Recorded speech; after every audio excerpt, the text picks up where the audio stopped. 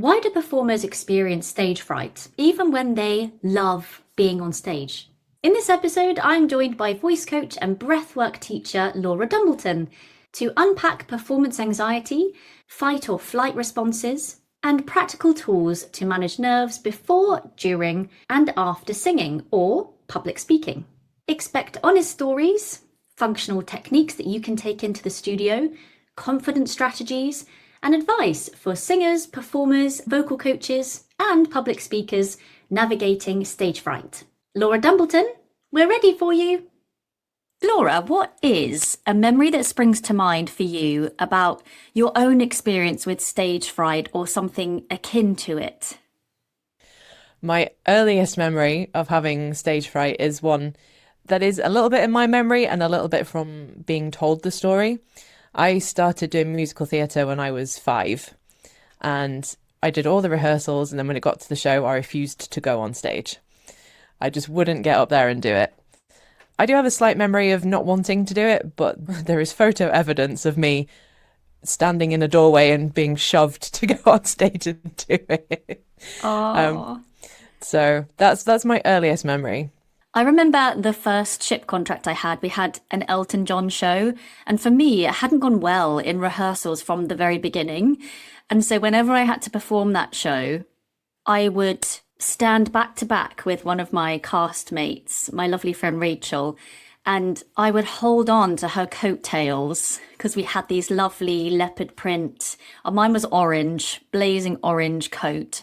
And I would hold on to her one of purple and squeeze as the stage opened to reveal us. And then she'd have to walk on and abandon me and do her thing.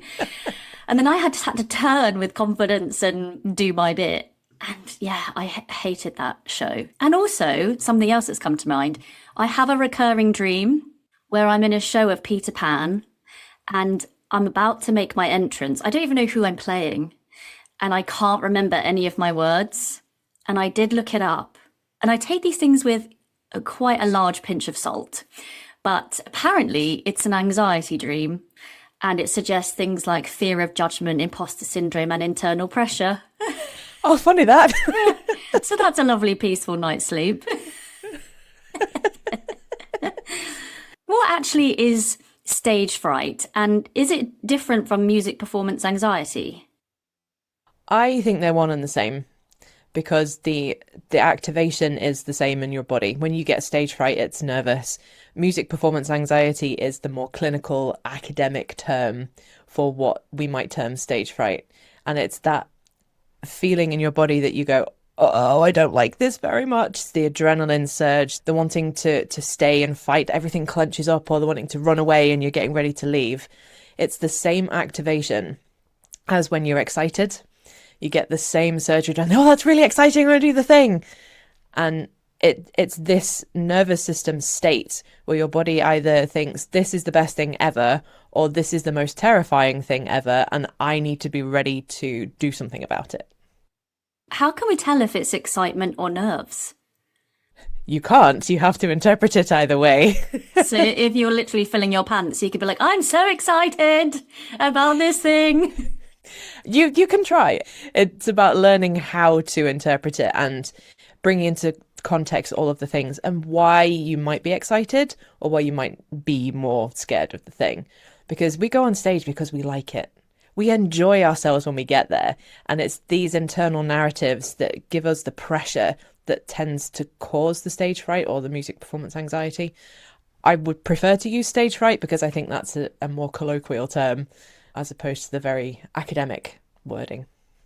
Can we just touch upon that? Because it seems somewhat of a juxtaposition, doesn't it, on the surface to say, I absolutely love performing, I really want to do this, to then have that feeling of, I feel it's going to harm me in some way, or I'm really frightened to do it. So why might we have these feelings then, when actually deep down it's really what we want to do? It's all about being vulnerable, and it's about being vulnerable with people you don't know. Normally when you walk past somebody in a street or you encounter somebody in a shop, it's very surface level. When you are on stage, regardless if you're playing a character or not, you are giving parts of yourself to this role, to this stage. And as you are being vulnerable, it brings up these, am I going to be accepted? Is everybody going to like what I do? Do I even like what I do? Am I going to crack on this high note? And all these doubts and thought processes come through, which then can start to cause that activation of, I'm a little bit nervous for this. What if this doesn't go the way I want it to? What if I get off stage and somebody says, I hated that. Can you never do that again, please? Even thinking about that, we're both like, oh, I don't think I want that to happen. Thank you. But as singers, as teachers, as performers, we do it because we enjoy what we do. We like, well, I'm going to speak for myself. We like the rush. We like the adrenaline rush. We like to stand on stage and show somebody what we've done. We've learned all this stuff. We've worked really hard on our craft and now it's time to show off. But that, again, does come with that side dish of, is everybody going to like this? This fight, flight, or freeze response is that evolutionary survival mechanism, which makes total sense as an early human in like Stone Age times where they're hunting or being hunted. But why do you think that over time, this anxiety to public performance or public speaking hasn't evolved further and sort of become less stress-provoking? I think we first need to look at what the fight or flight is and this activation. We've talked about what it actually is, but there are 5 different types. You have fight, flight, freeze, fawn, and faint. And these 5 things are, again, linked right the way back to this evolutionary state of, yes, if we're confronted with a tiger, one of those things is going to save us. We're going to fight it and it's going to die. We're going to run away and it's not going to find us. We'll faint, so we play dead. We fawn and we say, oh no, tiger, please don't eat me. You're a nice little cat. Let me stroke you. If we freeze, it's not going to see us. We're not then predatory because we're frozen and we're not moving. So in terms of a saber-toothed tiger coming at us, that works. But if we take that and put it into a societal state, we as humans are built to live in a society. We are built to live in community. It's very difficult for us to live independently without having any other humans in our lives. And we can translate this from being attacked by a saber-toothed tiger to, am I going to be able to live in this community? Is this community going to accept me for who I am and what I do? In our case, if we're talking about stage fright and performance anxiety, when we stand up and speak our truth and share our vulnerability, there are people that will like it and there are people that won't. And if we go right the way back again, if they didn't like you, there was a very big risk of being cast out of that society and you having to find a new one or build a life on your own without company. And this is where I think we haven't evolved as humans because we are still in that state. Like if I sing for you right now, I'm like, oh, what's she going to think of what I'm going to do? Is she going to like it? Am I going to do the things that I should be doing? What's going to happen to my voice? But I also know that as a voice colleague, as a teacher, as a performer, as a singer, you're also probably going to like what I do.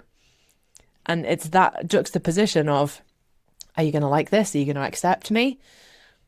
I don't know how you would react to that. And that is the problem here. I don't know how you're going to react. Is it actually useful to say to a singer, I'm not judging you. Don't worry, I'm not going to think anything bad. Like, is that actually helpful to settle their nerves?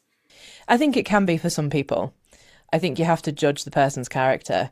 If there's somebody that needs that reassurance of, this is a safe space, I am not going to say X, Y, or Z, I just want to hear what you do, then yeah, I think that will be helpful. But for some people, they don't want you to know that they're nervous. So the harder they mask, the less useful that is going to be. I'd also just like to add another one to that list of 5, but I think it kind of sort of blankets everything. So it would be fight, flight, freeze, fawn, faint. Fuck! I love that. I am going to keep that. Yes, definitely. Absolutely. Combination of everything. Yeah, the 5 fucks. Maybe not to be taken into professional setting, but you know. In your experience, what are some of the more obvious signs of stage fright, and what might be the things we can pick up on in the people who aren't being particularly as open with it? Yeah, okay, this is a really, really interesting question because if you can, or if you are pretty good at reading people, it tends to become quite obvious when you know what you're looking for. So immediately when I have students in, or even long-term students, I'm looking at their body language.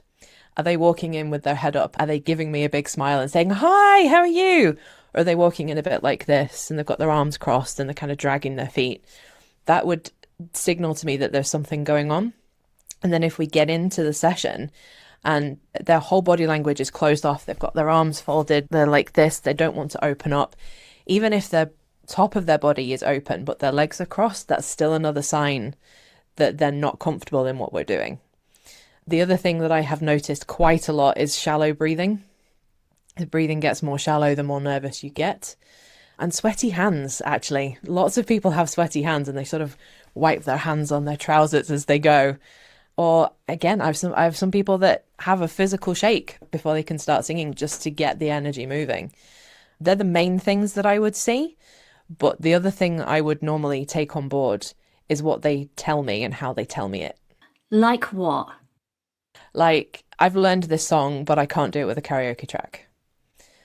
I've learned this song, but I'm really nervous to do it in front of you, which is a very outright statement of I am nervous, right? Oh, can we use this instead? Can we do this other song? Oh, I can't do this bit. Even if it's not a full-on stage fright or performance anxiety state, there is a little bit of something that is giving them this nervous feeling. And interpreting how they say it with, oh, I can't really do that, or I don't really want to, as opposed to, I can't really do that, but I'm going to do it anyway. And what about these people who are masking they're coming in with that big smile, they're seemingly very open, but you're detecting something isn't quite as it seems? Yeah, mostly that will come from eye contact. If they can't make eye contact with me, there is something going on. Now, we do have to say here that a lot of neurodivergent people don't make eye contact in the studio, especially on a one-to-one.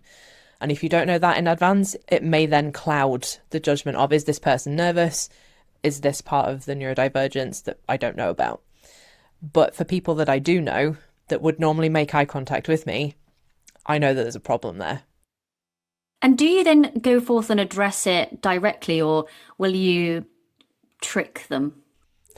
That's a great question. Probably both in different ways.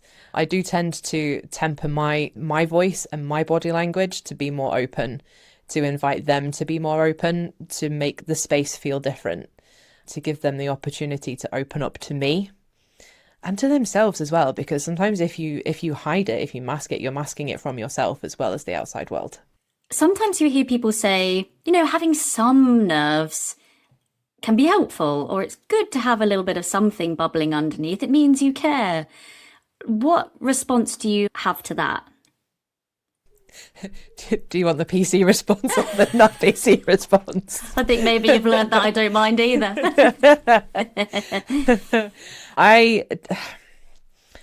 I think that I would probably say that's a load of crap. Because some people can perform without an ounce of activation. And some people need the activation to perform. So by activation, I mean that feeling of, I'm going to do the thing. I'm really excited / nervous to do the thing. And some nerves means you care. Well, actually, no, some nerves might mean that you're not prepared for this. It might mean that you don't know your material. It may mean that you haven't been in this situation before, so you don't know what to expect. There is something unknown that is causing you a problem, big or small.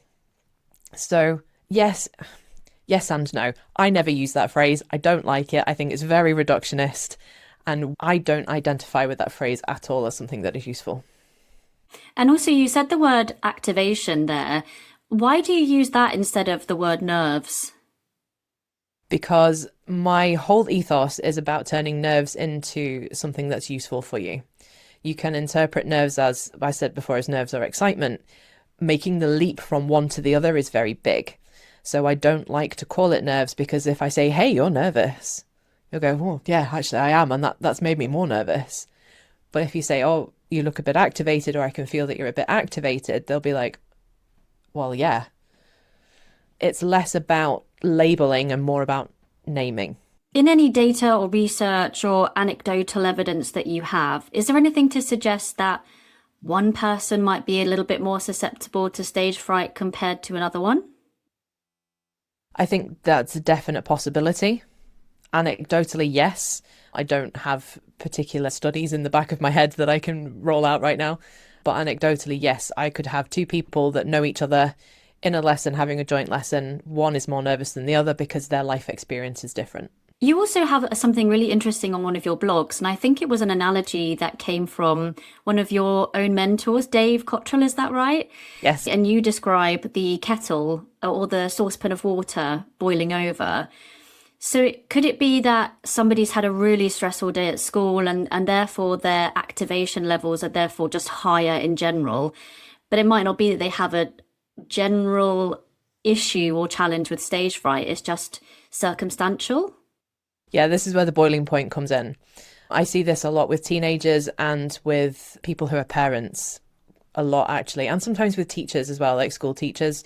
You've had a really stressful day, so your stress tolerance is lower. So you come in for a lesson and I'm asking you to do things that you're not super comfortable with, but you know you want to because it's a stretch through the comfort zone, right, into that learning zone. But there's just no tolerance for any more stress. And then you start to snap and then nerves get bigger because you feel like you can't handle any more activation. So yeah, this is where I think it's a boiling pot analogy, I think I called it. And we would normally simmer at your own level of, I'm really calm today. That might be 30%, that might be 50%. You add in somebody asking for something and that might bring you up 10%. You add in a stressful day at work or at school and that's going to bring you up another 20%. I'm asking you to do more, that brings you up another 10% and you've reached 100%. So then you're going to start boiling over, and anything else I ask to put in there, you're just not going to be able to handle to the best of your ability because your nervous system's at capacity. So what if we're meeting somebody who has had a really rubbish day and they've got things going on, we're aware of that, but we've got an hour lesson to fill. Let's say this person is going on to do a performance in 2 weeks. How do we then approach that lesson in a way that's going to be progressive, but not aggressive? Yes, we need to address that in a way that we calm the person down first. You can't add more stress on top of stress and expect a good result at the end. Even if you say, hey, how are you? And they go, no, and then start crying because you've asked them how they are and nobody's asked them that today.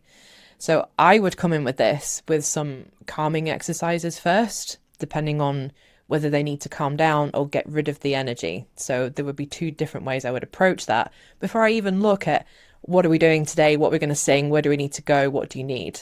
And then once you've done that exercise, calming or dispelling the energy a bit, how do you then start to invite a little bit of that technical work or whatever you need to be looking at? Depending on the person and how I feel that they have settled, I might just dive straight in. I might do longer SOVT to bring the breath into balance as well as the voice. I'm not going to dive straight into, this is your song and we're going to do this today. I might spend more time on a warm-up, a little bit more time on technique. I'm not going to go, we're going to change everything, because that goes skyrocketing back up in the stress levels. I learned this from my friend Sarah Joyce as a teacher, and I've mentioned it on the podcast before about getting that gauger of where that singer's at when they come in by asking them how many happy tokens they have today, like out of 10. And maybe it's not always, people can mask it. They can say, yeah, I'm a 10. And you then still have to go hunting for the little nuances there. But when you know somebody's regular amount is like a 7, and then they come in and say they're a 5, it kind of gives you that automatic, you're not at your normal simmering point today. So then you can change tactic or however you need to start that session. What is a piece of generic advice that you would like to squash about stage fright? Just practice more. I hate it with a burning passion because it doesn't work. And you can tell in my voice that I am so passionate about this. I hate it. It's one of the worst phrases you can absolutely tell anybody that has nerves or stage fright. Because if they are at a point and they've put the work in and they're still nervous about doing it, practice isn't the problem.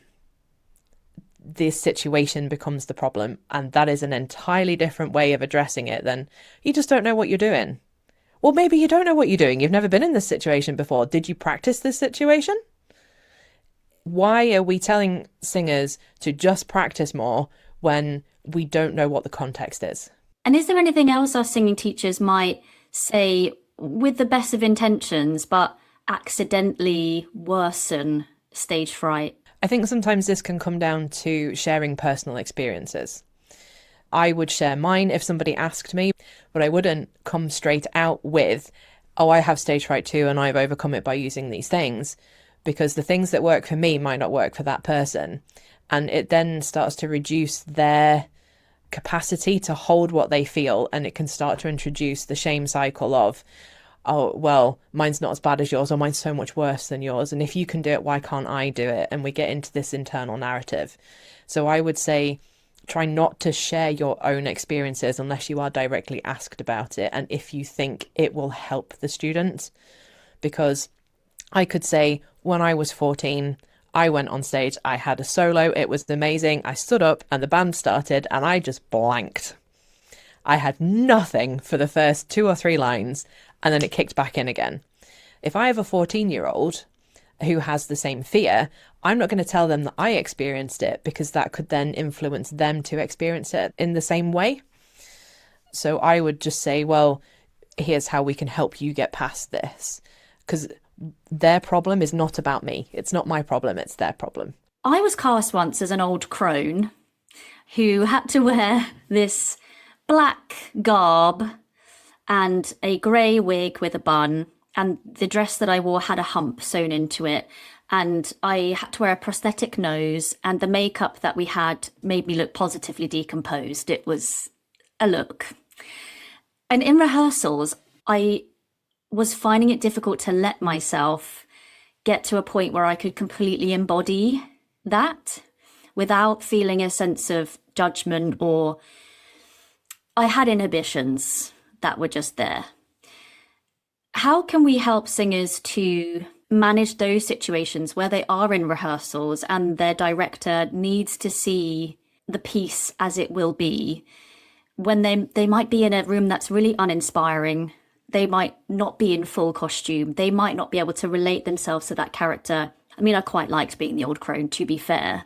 But in that moment, I was just like, I can't bring myself to just let go.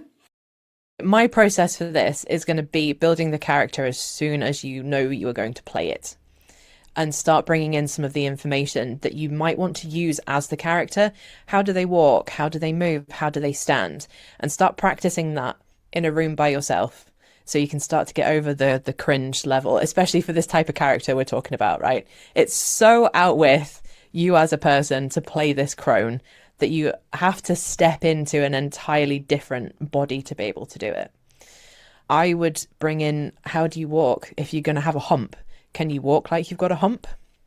If you've got this prosthetic nose, can you get one from a joke shop and wear it to get yourself into this space? And in terms of not being able to do it in front of other people, it's the simple answer is get over yourself. Yeah, right. Right. The slightly longer answer is, who else is in this situation?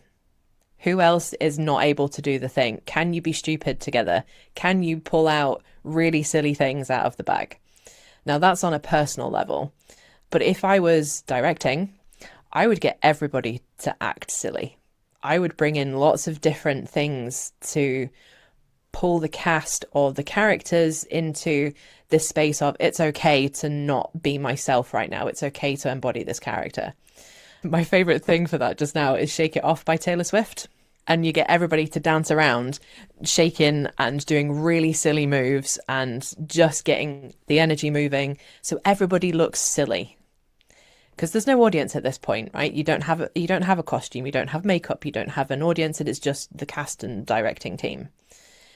And getting into that space of, everybody's here, everybody's doing the same thing. I am not singling you out. So when it's not a character and it's not like a caricature, let's say, like I described, and it really is a meaningful ballad and it's very personable, how would you go about it that way when it's not about silliness? Very similar, to be fair. I work a lot with musical theatre, and I have mostly 90% of musical theatre student base right now. So I can always find them something, some form of character to pull in the emotional side, to pull in the things that they might embody without it being so overwhelmingly big that we're not talking caricature. Say we're talking, she used to be mine from Waitress. We're going to find something in this person's life or life experience that they can relate to in terms of the emotion in the song. We're going to bring a little bit of that in for them in terms of memory. And then we're going to go into what we're doing as a song. And that helps some of the nerves again, because you're relating to something you know about. Now, that works really well for teens and adults. When we're talking about kids, not quite so well. You have to bring in characters that they might know from the telly, from they've watched on stage. You know, if somebody's going off to play Little Cosette, I've had 2 or 3 girls play that role. They have never seen Les Mis because they're too young for it. We have to find something they can relate to so they can actually sing Castle on a Cloud without feeling like it's completely fake for them. Hey you! If you're enjoying the Singing Teachers Talk podcast, then don't forget to hit the subscribe button. We are committed to bringing you engaging conversations and valuable insights from experts across the field of voice. By subscribing, it means we can continue to do that. You'll never miss an episode, and you'll be helping to spread the word to other singing teachers, vocal coaches, and overall voice nerds. So subscribe to this channel now and just watch your teaching grow. Let's say then that we are working with a singer or a person about to go on and do a presentation at a conference, and it's the week before. So they've still got quite a few days, and, you know, that's just brewing and brewing. What can we do then to help that person feel a little bit more settled or managed in the days to come? Yeah, this is where I would say know what you're going to talk about. Or if you're going to sit on a panel and be asked questions that you don't know, be prepared for that. This is not just practice more. This is, do you have everything you need? Are you prepared? Are you going to use cue cards? Are they color coordinated? How do you work best? Do you need a piece of paper with your prompts on? Do you need cards? Do you need them in different colors?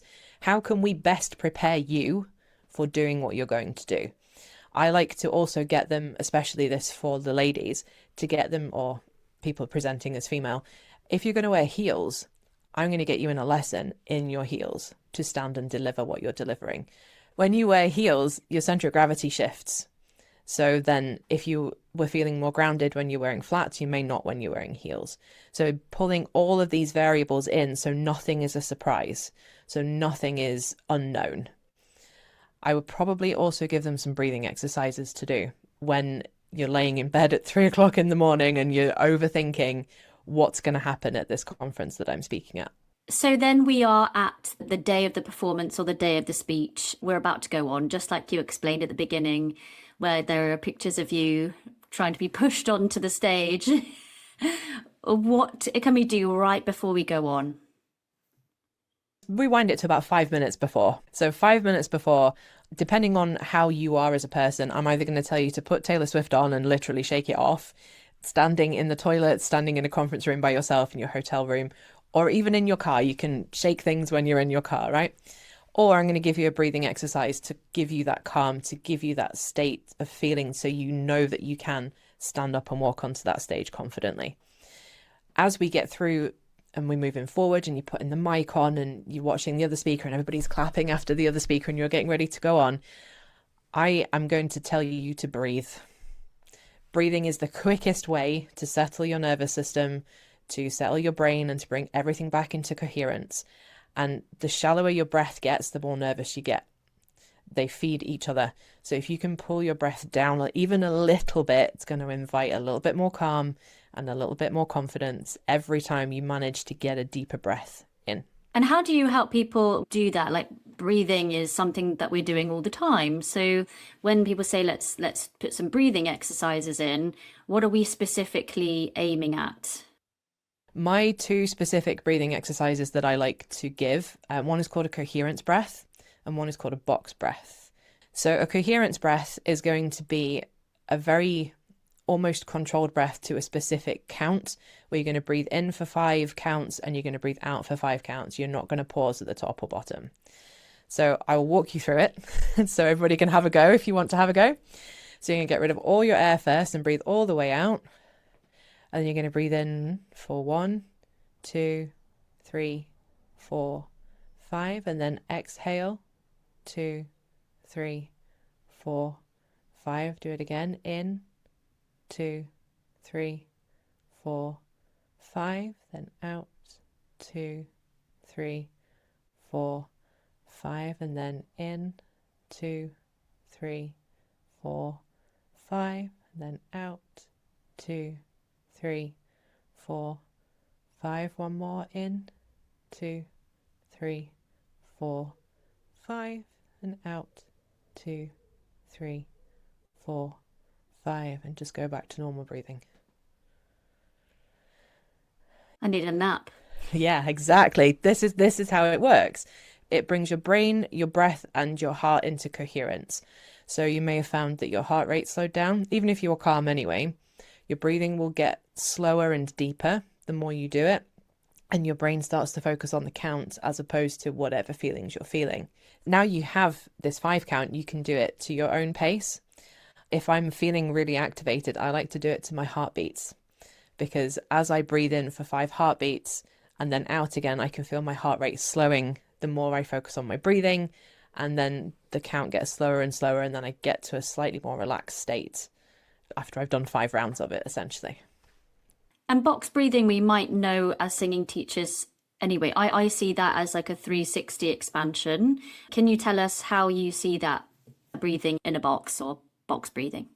Box breathing is like coherence breathing on steroids.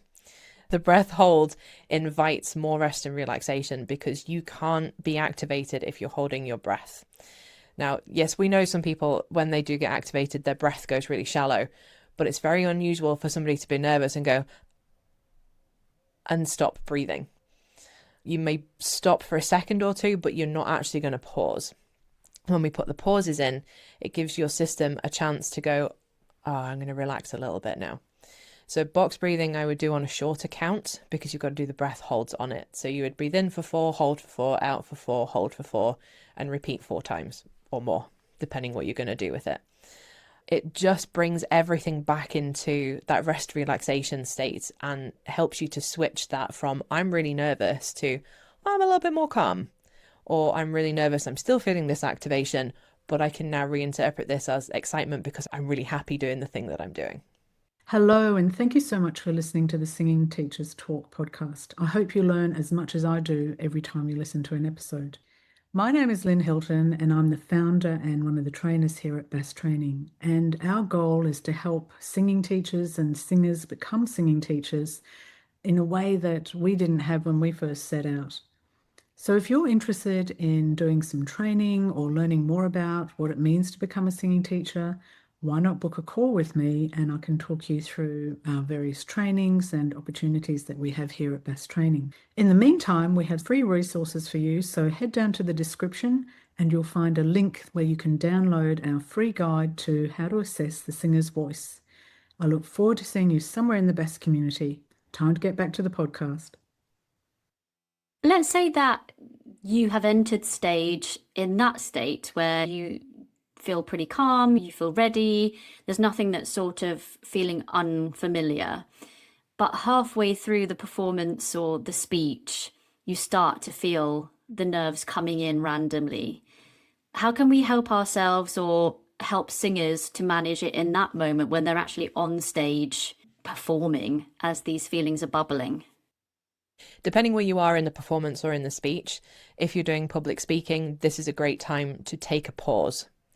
It's okay to pause. Not everybody can talk for 20 minutes without stopping, and it resets you and it resets your audience. So you can stop and take a breath, 2 or 3 even, to recenter yourself. If we're talking about performing and you're mid-song, that's where it gets a little bit more complicated because you're in this space of performance. And sometimes it is a little bit about fake it till you make it. Instead of, I'm really good at doing this, depending where you are in your journey with this, you can start to think differently. I might crack here, but that's okay. I think it was back in March that Jessie J put up a post on her Instagram with the caption of "Watch me work through a panic on stage." I think that's really brave, but also so useful for somebody who is out there inspiring young singers to know how it can be worked through in the moment. Yeah, I haven't seen it, so I don't know what she did to get herself through that. I believe it was Adele that did this previously. She started a song, was not happy with how it started, and she knew she wouldn't be able to finish it in the way she wanted. So she stopped everything and had them restart it. I mean, we are talking about big name singers here. That's not always possible for other performers that maybe aren't quite so well known, or you're in the middle of a show, or, you know, wherever you are. Depending on the situation, if you're dancing as well as singing, then you may want to breathe a little bit. If you have the opportunity to pause and to take a deeper breath, do it. Because this deeper breath is what's going to help your nervous system settle a little bit more. If you're mid-performance and you are walking around as part of the ensemble, or your character doesn't have any lines or song right now, again, the breathing or grounding yourself as well. That's another really useful tool for a singer to have. The simplest way to explain that is to have when your feet are flat on the floor, to imagine roots growing out of your feet and anchoring yourself through the stage, through the floor, right into the earth. And that can really help to ground somebody from feeling like they're floating up here with all this stress to bringing it all down and pulling themselves back into their body. I can't remember if somebody said it to me, or I was talking to someone, or I read it somewhere, but I came across something at some point which said, if you're feeling that in the moment, is to imagine yourself drawing an outline of your big toe, or thinking of something completely random, like how does your heel feel, or your ankle, what does that look like in your sock, or whatever, because it's sort of taking it away from what else is going on, but not very helpful for people who don't like feet. Well, yeah, this is the other thing, isn't it?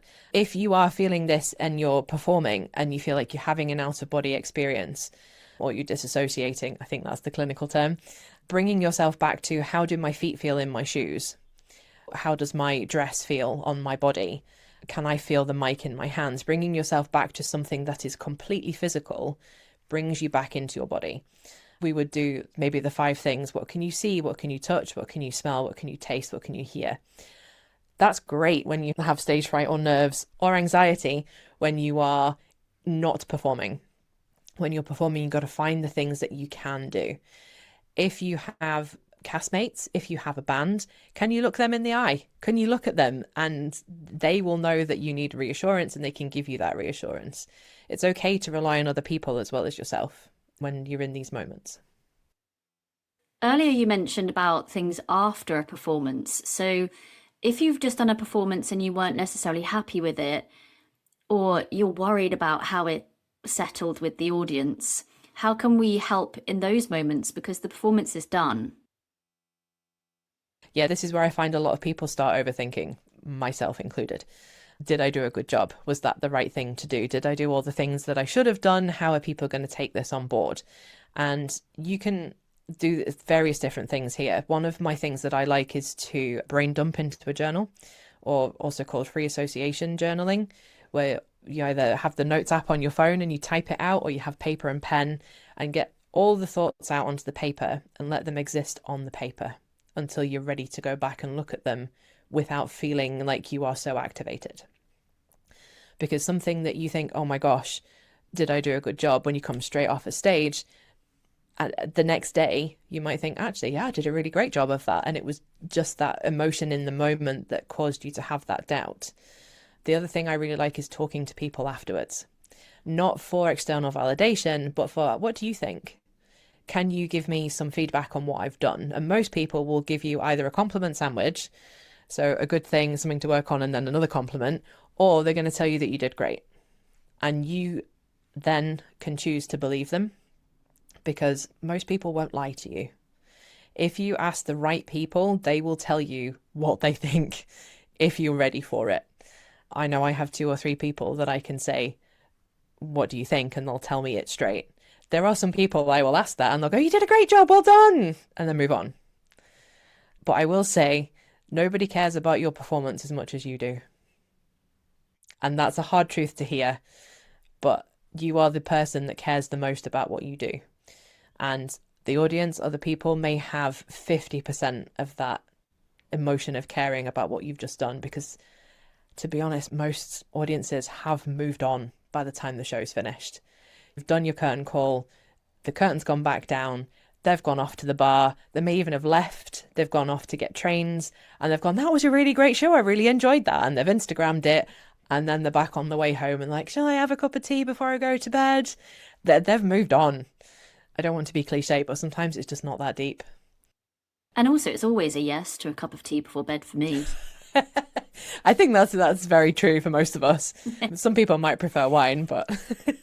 Do you have any anecdotes that you could share where you've sort of implemented this with a singer and you've seen that it's had a really positive effect? Yeah, so I've just finished running a 4-week musical theatre voice course. And the 4 people on the course, we finished it last night, so just before we've actually finished up today. And we've been talking through lots of different things. We've looked at stage fright, we've looked at vocal technique, we've looked at performance style, we've looked at mic technique, we've looked at all the different things that you would that you would need for a musical theatre performance. And they did little performances for each other of one song, and they gave each other feedback. And I could see all of the things that we've worked on, especially the stage fright things, come to fruition in their performances from last night. Even though we were in a room, there's 5 of us, we had a mic set up and a speaker PA system, and they all stood up and they all sang. 4 weeks ago, I could barely get them through half a song because they were so unsure about themselves and what they were doing, but they got up and did it and pulled in all of the information that we've been teaching. I know some of them were chatting outside of the group as well and bolstering each other and giving each other the support that they were looking for. And they were actually able to stand up last night and give really good performances of their chosen songs. Oh, nice. Well done. Yeah, thanks. Well done to them too, to be fair. Oh, absolutely. All round. Well done. Other than the things that you have shared with us today in terms of tools, have you got a favourite that you like to pull out the bag? That's a good question. I will probably always return to different breathing techniques. I am also a breathwork teacher as well as a voice teacher, so bringing that in really fits my ethos and what I do. I also really like getting people into rooms with each other. If I have 2 students that I know are going to be a little bit nervy, I'm going to suggest that they come for a joint lesson, even if they don't know each other. And they can then perform for each other and start to build evidence and experience of performing for somebody else that they don't know. And then have each other give them feedback as well. So that they're not then guessing, what does this person think of what I'm doing? They're actually getting honest feedback. I don't like these empty, oh, you did really well, that was really good. No, I want you to be specific. What did you do well? I'd love your opinion actually on something, because I've been thinking about like progressive ways to move somebody from feeling quite frightened to perform, particularly in front of family and friends, especially when they mean something to you. And so I've been thinking about like, what if we were to say, well, why don't we voice record a verse and then we'll get mum to listen to it in her own time? Or what about then we video record you doing it so you're not doing it live, and then can you sing like a verse like, does that sort of progressive thing, like slowly exposing the singer to more live performance, work? Yeah, I think there's 2 different tracks here. If you're going down the live performance track and then you've got the video performance track, because they're both very different. So yes, I like the progressive overload, essentially, that progressive movement from the comfort zone into the learning space without pushing into the panic zone. So I was very similar to you. I did not like practicing when I was younger. I hated it because I knew people could hear me and I knew that I wasn't sounding very good. I was quite happy for them to come and watch a performance, but the practice I didn't like them hearing. So building somebody up in this day and age, essentially, can you practice when nobody's in the house? Can you practice in your car? Can you then practice in the car when somebody else is in the car with you? And building on like that. When we bring in voice recording and video recording, I find that's an entirely different situation, because they might actually want to sing and do like, you know, when we did as kids and you stand in the living room and you put a show on for your parents, or at least I used to, that they might prefer that because it's live and it's in the moment and it's done and it's gone. A voice recording and a video recording last a lot longer because you are recording the moment. So I think it depends on the goal of the singer. But yes, this progressive, okay, this is really good. How can we make this more of a challenge for you? How can we then keep challenging you so that you get to the point of, I am ready to go on this stage. I'm still feeling this activation, but I know that I've done this before in whatever scenario that I've done it before in. What's the rest of 2026 looking like for you, Laura? The rest of 2026 is looking quite busy for me at the moment. I've got 2 courses that I'm launching locally. We're going to do a belting course and we're going to do another musical theatre course. My studio is very busy right now, so I'll be teaching a lot of private lessons, and there will be some breathwork in there too. I host a breathwork every month, so there'll be a lot of different things coming up for me, I think. Yeah, and you'll probably need that a bit yourself if you're like, oh gosh, I've got one student and then another one, no time for a wee. We have to build that in. We have to build that into a schedule. Yeah, we do. Yeah, that is bathroom time, I'm afraid. And a cup of tea time too. Oh yeah, it's like sometimes I think I'm going on a train for a really long time. Am I going to pack a book or am I going to pack a snack? And I always go for the book. Both. Yeah, get a bloody different bag. That's the answer. Get a bigger bag, love. Where can people and listeners and watchers of this podcast, where can they find out more about you and get in touch with their questions? You can find me on Instagram. It's at Laura Dumbleton, or you can find my website, which is lauradumbleton.co.uk. Amazing. Thank you, Laura. It's been such a pleasure to chat with you today. Thank you. That was really fun. I enjoyed that.